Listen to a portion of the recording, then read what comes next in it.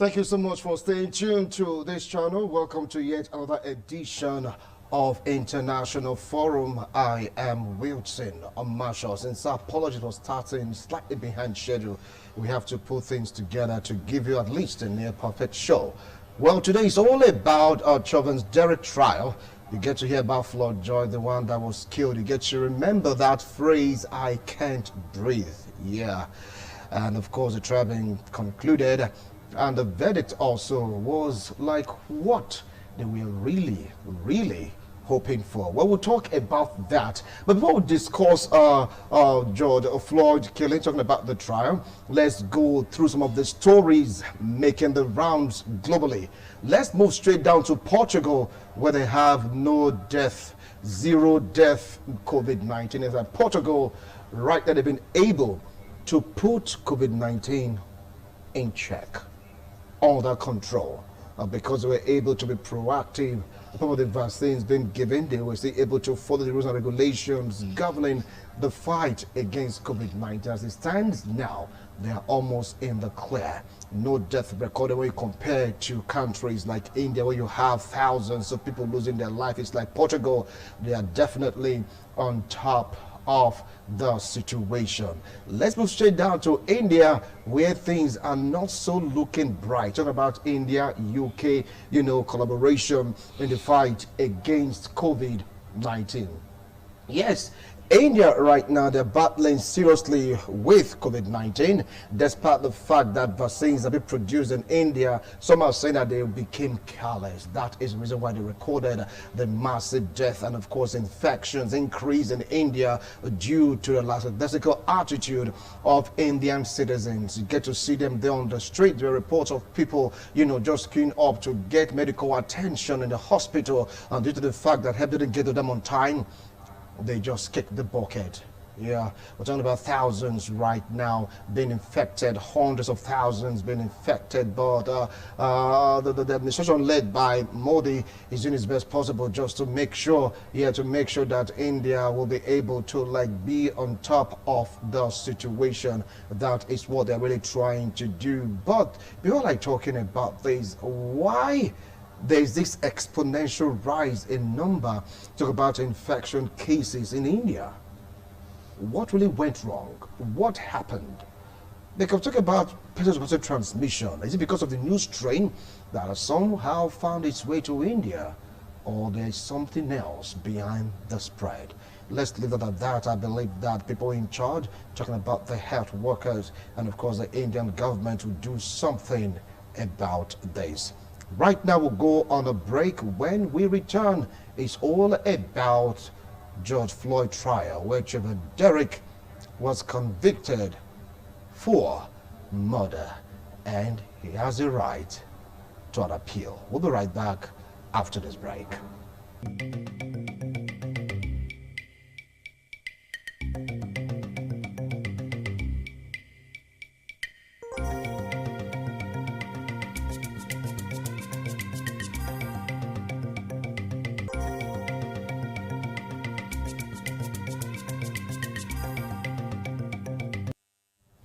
Thank you so much for staying tuned to this frequency. It's all about the trial of CHAUVIN Derek.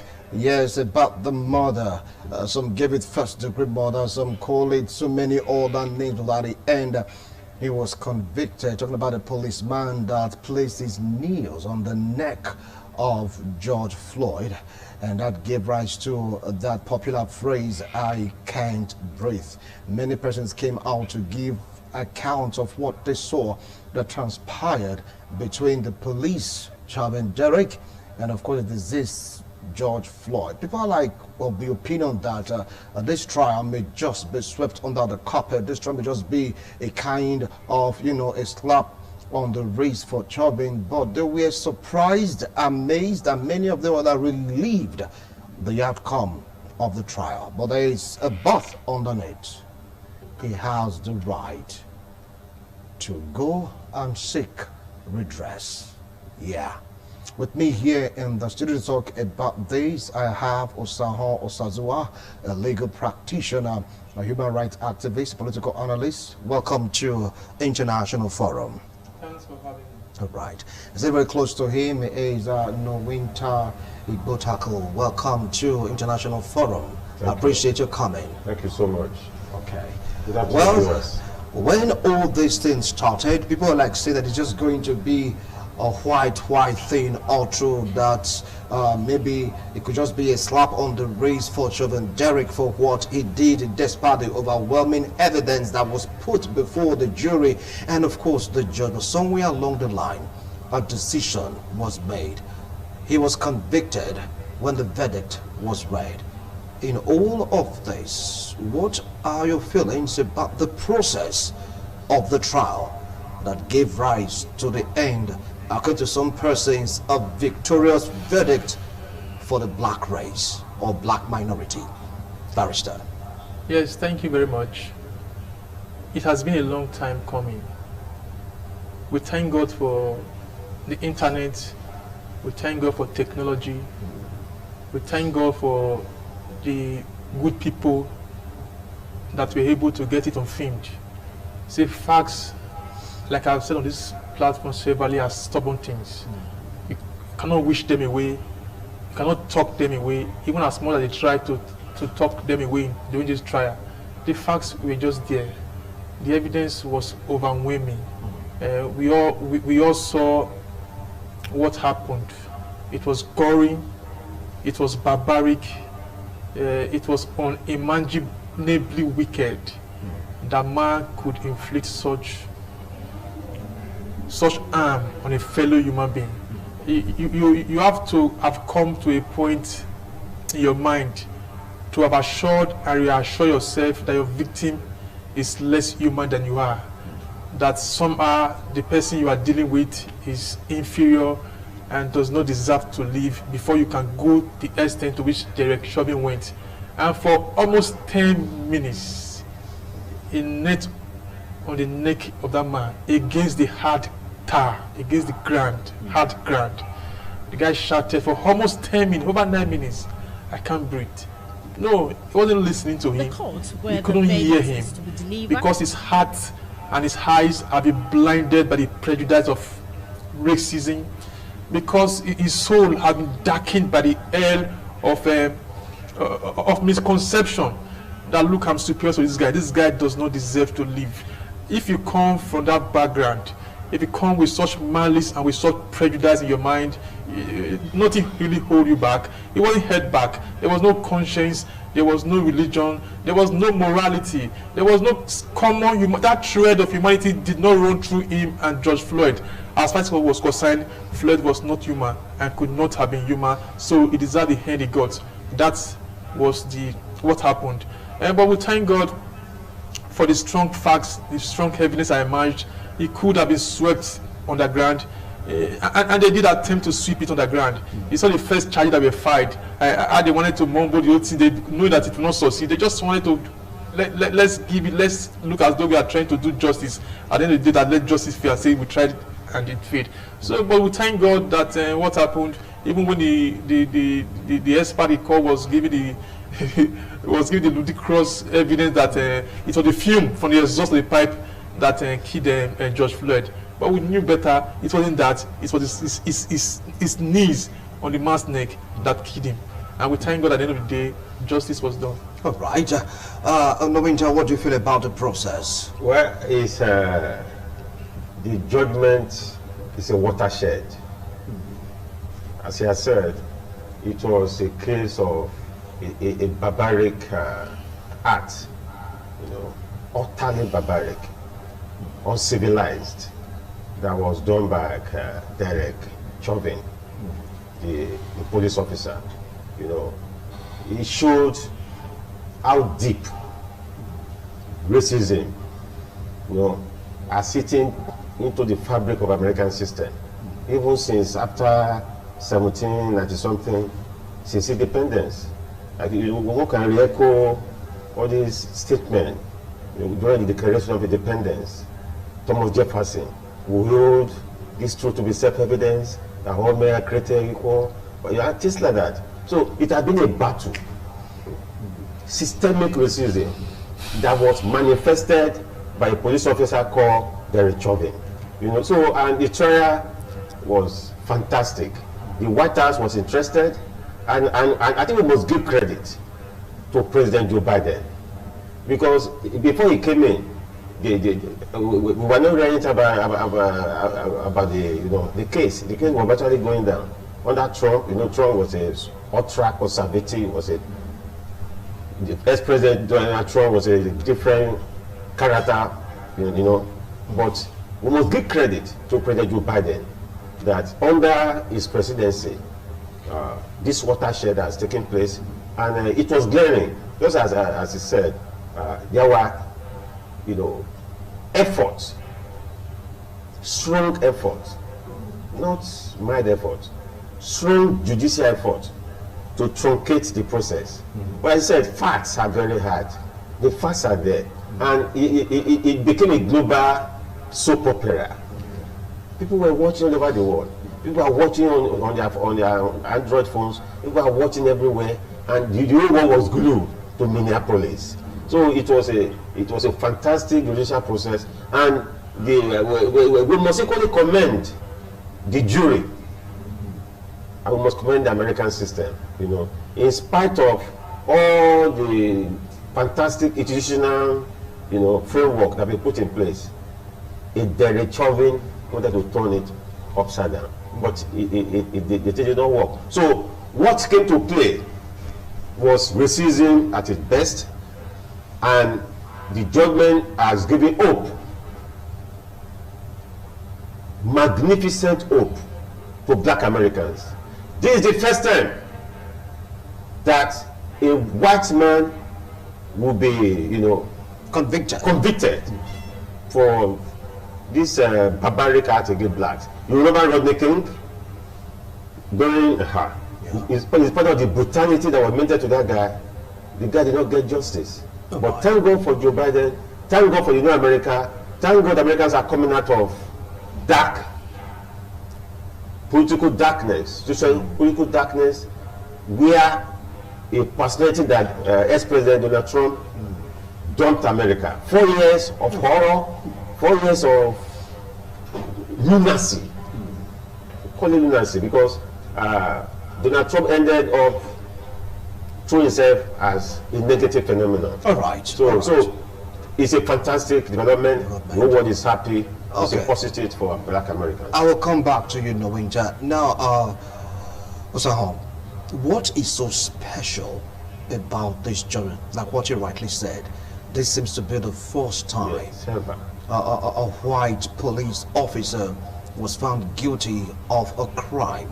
Talk about murder, because this wasn't the first time white police personnel will have this altercation with a black personality, but nothing seems to happen way back. But right now the case seems to be different. What's so special about Floyd George?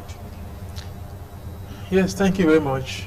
The Negro has a long history of barbarism and brutality at the hand of the white man. For so long a time, the Negro has been the recipient of some of the most heart-wrenching and most deep brutality even imaginable.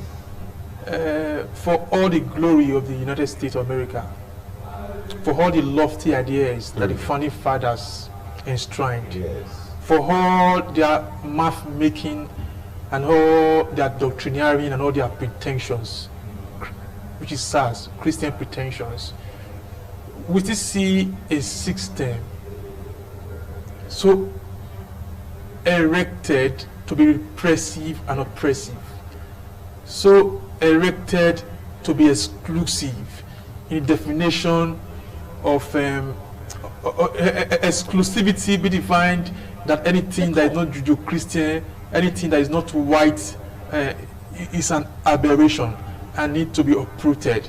That has been the thinking, and that is still the thinking. That a sizable number of citizens of the United States still think that they are inherently superior to the rest of us, even till this very day, is baffling. The contradiction, my brother, is deep. Had they have been able to merge their Christian pretensions with their with the barbarity that they have meted to the Negro, especially in the south of the U.S., which is supposed to be the bastion of Christianity. Sorry, I keep saying Christianity because of what we are. Yes, because it has been so that in the south of the United States, the black man has been lynched severally as a kind of public spectacle. Wow. People will come to watch and clap and applaud as they were being lynched. We know what happened in 1955 to that young man, M.T. M.T. then was just a 14-year-old boy from Chicago who was visiting his grandmother somewhere in Mississippi Valley. He just came to visit on holidays. And what happened? According to reports, one day he went to a grocery store to get something for himself, and then from what we heard, that he whistled to a young white woman, a 21-year-old woman. He just whistled, a kind of sexually suggestive whistling. A 14-year-old boy having sexually whistling. I don't know how they could. So that was just it. So the guy whistled and he went on. So they came, the husband and the brother and his half brother came to. They just said, what happened that they saw, and they just said, and they thought that was it. You know, about several days later, they went to the home of this guy at night. They adopted the young man, and nobody saw him again. 3 days later, they saw his body in the Mississippi River, bloated. The guy was lacerated, all his bones broken, all his flesh fleshed out. It was a gory sight. Just 14 years old. And the mother brought him back to Chicago and decided to put him in an open casket so the whole world could see the evil that man could make of man. That was then. You think 1955 is far away. I back 2014. What happened to Breonna Taylor? Or what happened to Harry Gardner for selling loose tobacco? He was choked to death. Almost 7 years before we hear I can't breathe. It was the first one that said I can't breathe. He was in a chokehold. And the Gardner cried for almost 5 minutes that I can't breathe. They didn't hear him, and he died. Is it Breonna Taylor? Is it Laquan McDonald who was shot for nothing? Or is it Tamia Rice? Another very sad case. That one was even 12 years. What happened? Imagine what we do as children. You do a handgun, a fake gun, and you're just playing around it. So that's what the child was just doing. He took a gun, it was just a fake gun, it was just playing. So, but some people get scared and say they were scared and say, hey, something like that. Somebody made a call to the police. There's a child here. If they say it's a child, he's playing with a fake gun. He just made a report. Then the first policeman that came, within seconds of coming from his car, he just shot the boy. And I'm not talking about 1955. I'm talking about 2014. He shot the baby because it was if you were a white man, wouldn't you have done that? And then I said that the person when he was being dispatched to the scene, they didn't tell him it was a baby and that the gun was a fake gun, that it was a rubber gun. That they didn't tell him. Even though they didn't tell you, the first thing you do is you just to shoot the person. So we have had this systemic racism that has been deeply ingrained in the American system, and it's so sad that in the past, between 2016 to 2020, we now had a president that was playing to this primordial sentiment, that was echoing and re-echoing this baseless thinking that some are the white man is superior, that by virtue of him being white, the pigmentation of the skin is superior. So, and this thing kept on, and even before Trump, it has been so. Another Trump, it will be continued, but something has to be done about it. And for the first time, we thank God for Derek Chauvin. All right. What happened to him? That we got a judgment. All right. Now you just sort of want to go for a quick break. When we return, we'll continue with this discussion. Don't go anywhere.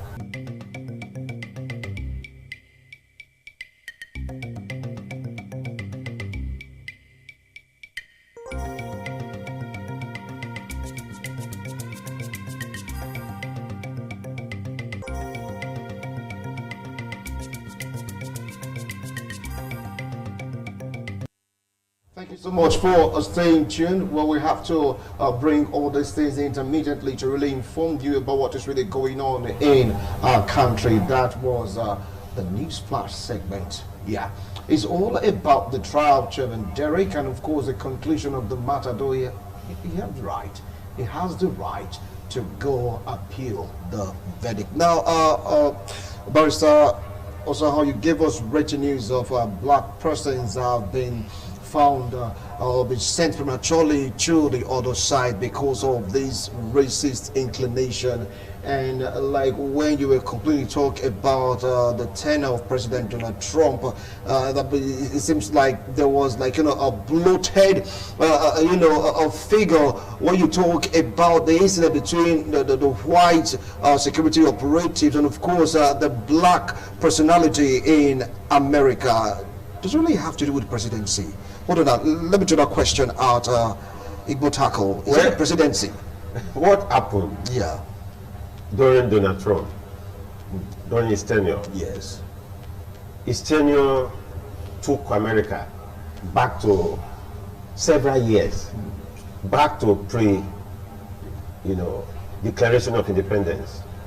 And don't let us forget, people like Rush Limbaugh, he's late now, died recently.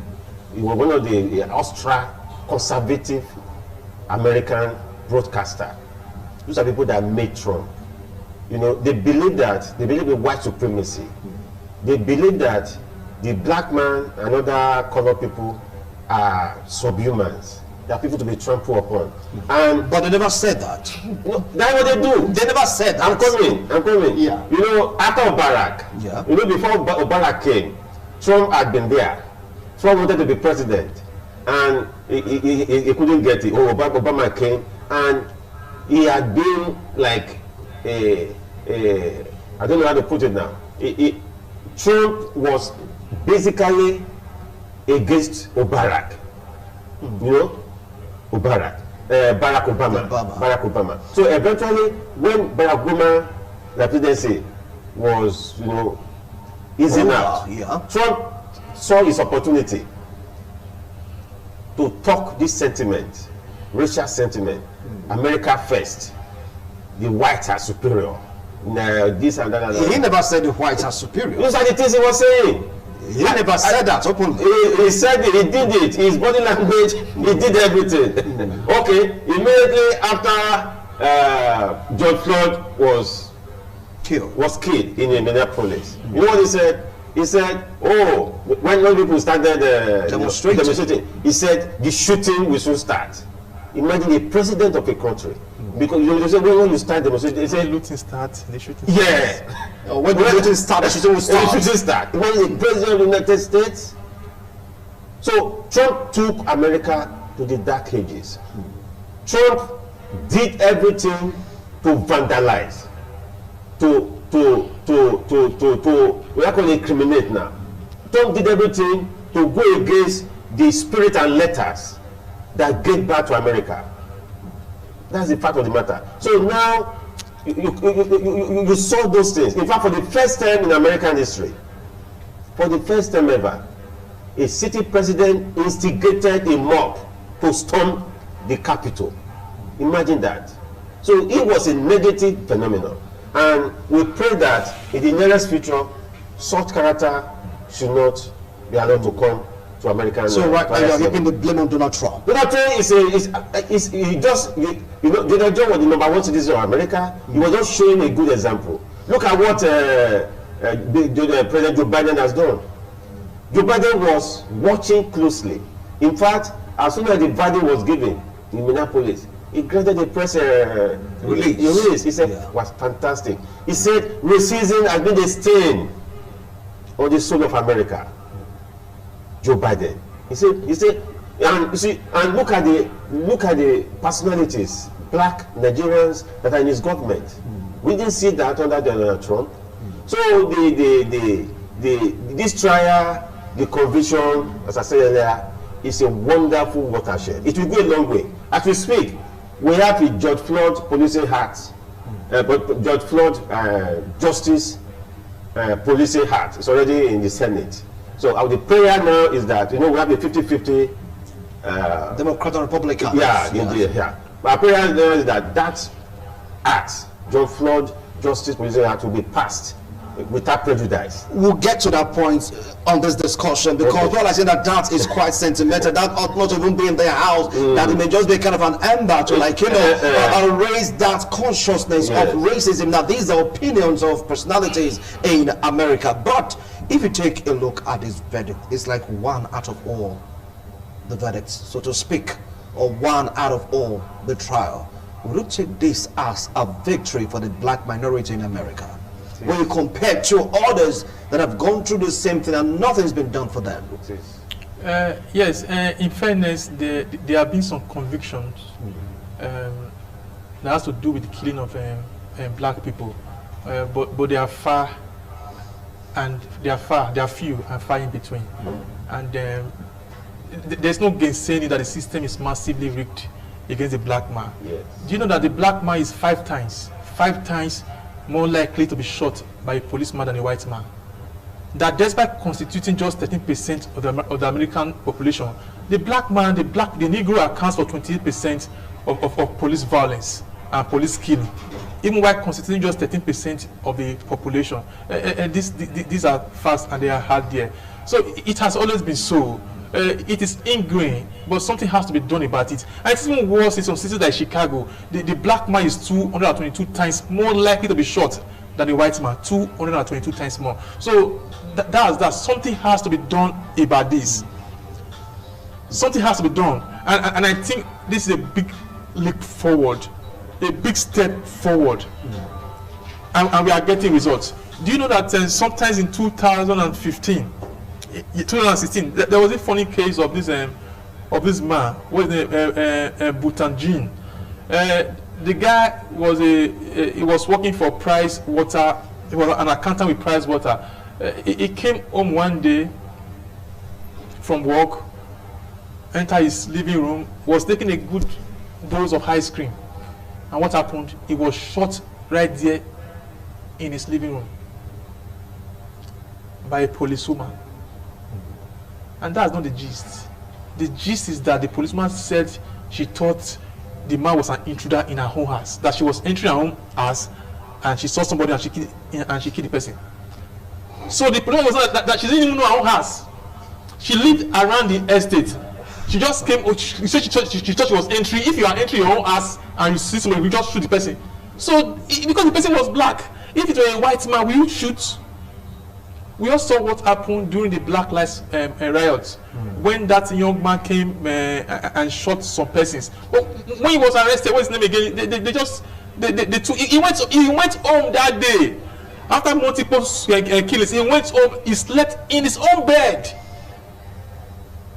So that is the kind of systemic racism which Trump denied, that there is not like systemic racism in the United States. And that's what this so-called conservative will keep telling you. When one hear the word conservative, you think, these are the good guys. They like it, they like to keep it pure, simple, and holy. You would think so, but no. You will never see a bigger set of hypocrites, of people who are whose hearts have been so blinded by prejudice. You never see more than those guys. So they are there, and something has to be done about the system. Yes, Biden has come and he's saying let's do it right. Biden is not saying that, he's just saying let's do the right thing. Let justice be done. Let's reform policing. When you go out, when a young black man leaves his house, let the assurance be there that he will come home. You know in the US, when a black young man is living in his soul, they as early as 12, 13, 11, they started teaching him, when you see the police, how you react, how you have to keep your hands up. Did I make sure what happened to what's his name? What's the name? Michael Brown? Hands up, don't shoot. That was 2014 again. The policeman came, his hand was up. And he was going down his knees, and he was shot. And because he was black, with that, after a white man killed several persons, he went home and he slept on his own bed that night. Or was it what happened? What Anders Breivik did in Norway? The guy who killed about 29 persons on the beach the other day. He also went home to sleep before the arrest was made. So that is what we have. When you are white, you can do anything. When you are white and Christian, you think you can do anything and get away with it. As long as you are not black, as long as you are not a person of color, as long as you are not a person who is not, just be white. Wow. Right. So that is what we have. But the changes are coming. The George Floyd Act is before Congress today. Changes are coming.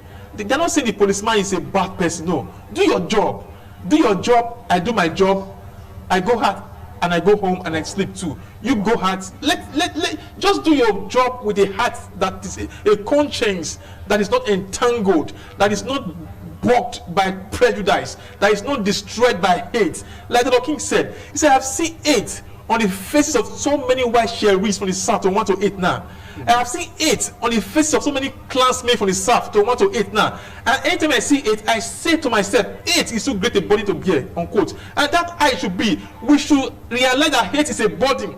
In the US, there are so many white people going around with so much hate for the black man. All right. Because they think the black man, listen, how was slavery able to be sustained for hundreds of years?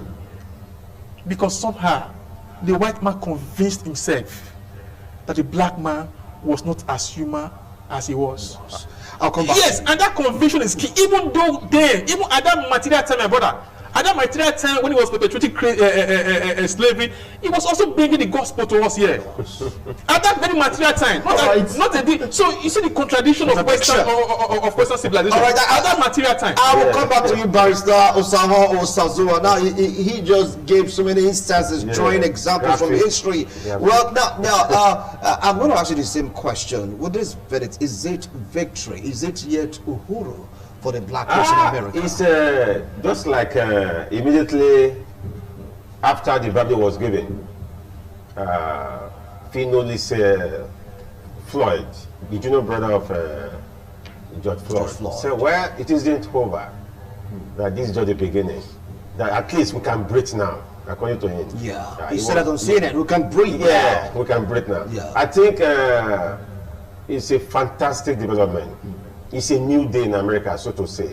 And by God's grace, for the next 4 years, President Joe Biden will be in charge. You know, and we see hope in the horizon. We see hope because, as my colleague just said, the level of hatred, prejudice, racial discrimination is dehumanizing. In fact, as I said, slavery is the most humiliating savagery ever. Slavery, most humiliating for Americans. America in this time to have had a president that wanted to take America back. It is quite unfortunate. But thank God, there's hope.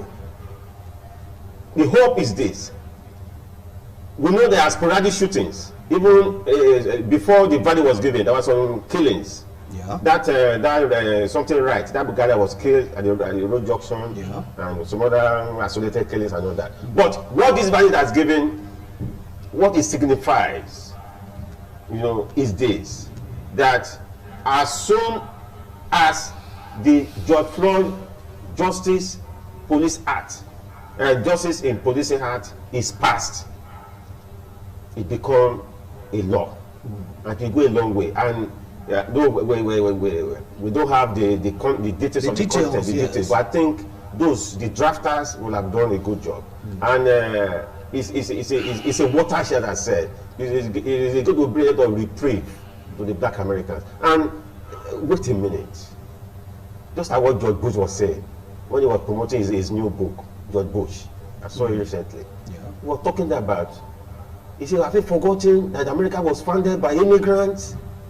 America was a no man's land, that their fathers and grandfathers migrated from Europe, from China, from India, from UK, from Italy. That's what happened. In fact, he castigated the Trump presidency.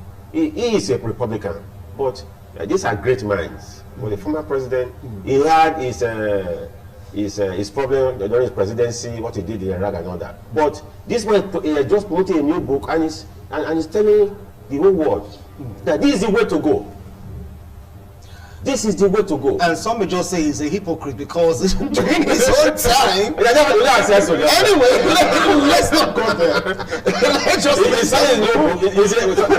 he's a born again. Okay, we know that. So there's hope. Yeah. There's hope. Yeah. There's hope. And big hope with Biden presidency.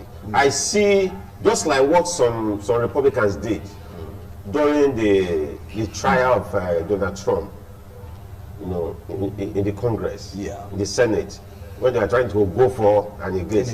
I think about 10, 11 Republicans voted against Donald Trump to be convicted, but the margin was not okay. Yes. Was okay. But in this case, I think they needed about 10, 11 Republicans before this can be passed. So I see hope. No. I see a Joe Biden using his presidential powers to lobby.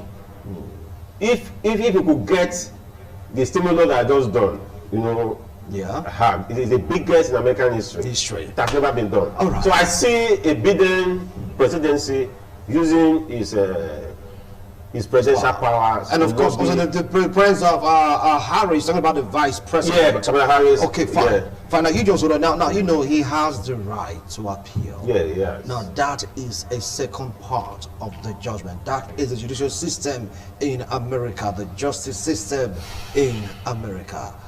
As a legal practitioner, I'm sure I'll put it right now on the spot. What do you think will be of that appeal? Don't you know that the president, Joe Biden, came out to really hail, yes, the verdict? Do you see the appeal taking another turn to at least reduce a sentence, or it might just be a slap on the wrist? Before talking about appeal, the sentencing in the US, they have the judgment or they have the sentencing later. The sentencing is coming, and from everything we have seen, it's going to be a sentence worthy of the barbarity of the crime. That's what the judge has made known to everybody. It's not messing around. So, what's talking about the appeal? Now, what is going to appeal? That didn't kill George Floyd. That leaning on the neck of the man is not what killed him. Or like what his expert witness he called was saying that was the film, or from the exhaust film that killed them. Derek, is that what you're going to tell us? That a man who has been handcuffed, a man who was lying down prone on the ground and was not resisting. What is he going to tell us? That he tried for him, that he called Mendes, paramedics when he could have, and there's no way for him. That's that.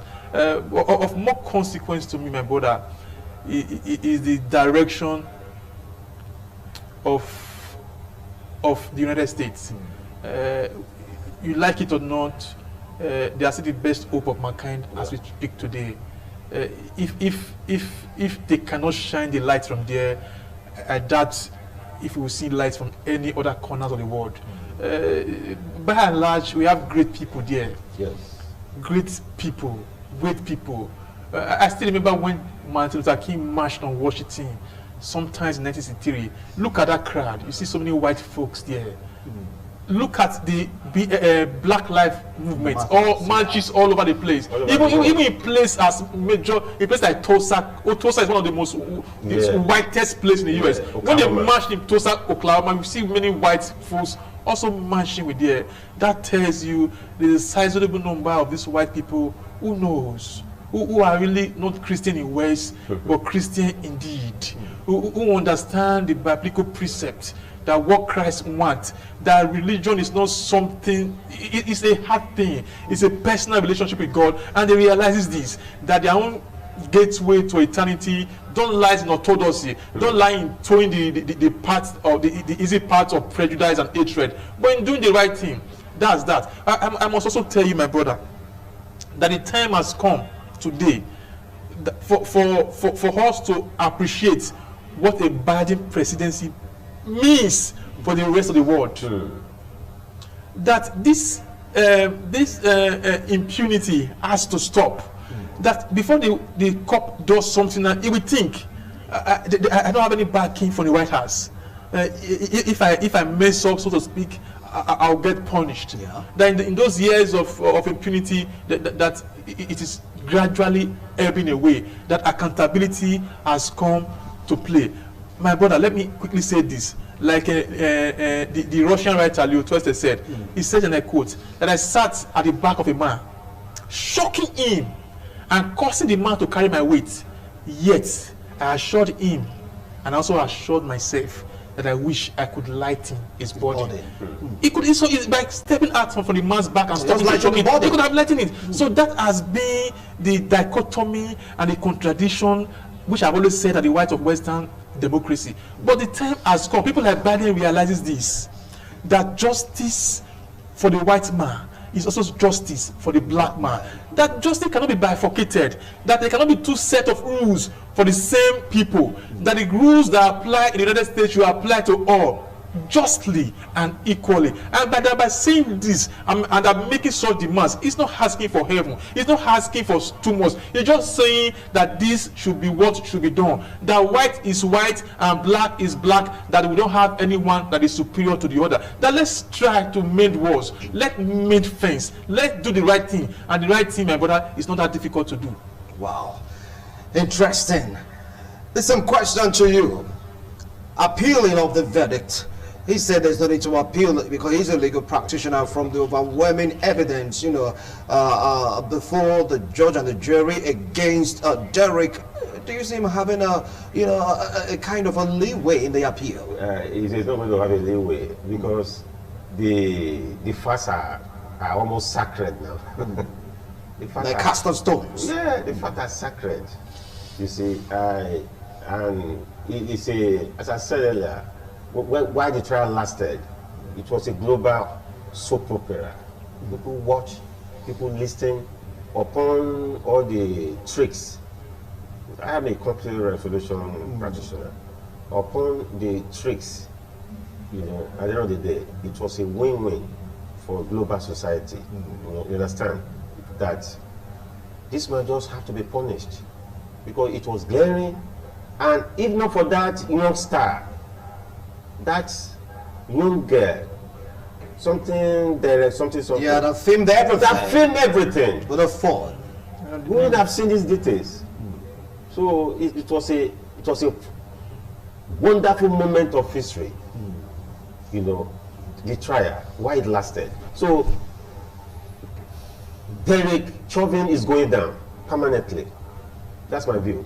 It's going down. No matter the appeal. I know. Because don't forget about the case of Pistorius, In South Africa, the guy appealed. That was South Africa. That was South Africa. And I know one thing, Joe Biden is ambitious. Though he doesn't have failure on his side. Yeah. He wants to make history. And if you look at his track, what he's trying to do, he's trying to beat the record of FDR, Franklin Delano Roosevelt. Roosevelt, one of the greatest Americans that have ever lived. After Lyndon Johnson, these are fantastic leaders, visionary, missionary Americans. All right. That look beyond color, that look beyond race, and look at other American. All right, thank you. So we see hope. Thank you so much. Our time is up. I know you have so much to say about this particular topic, but we are watching. Verdict have been given. Let's see if, and of course, the sentencing is coming, but there is kind of, a way to appeal the verdict. Is it going to favor Chauvin? Is it going to cause another uproar in America, or will justice take its full course? That is what we are watching to see. Gentlemen, appreciate a wonderful analysis. Thank you so much for coming. We'll keep on observing, keep writing back to you on issues emanating globally on International Forum. Bye for now.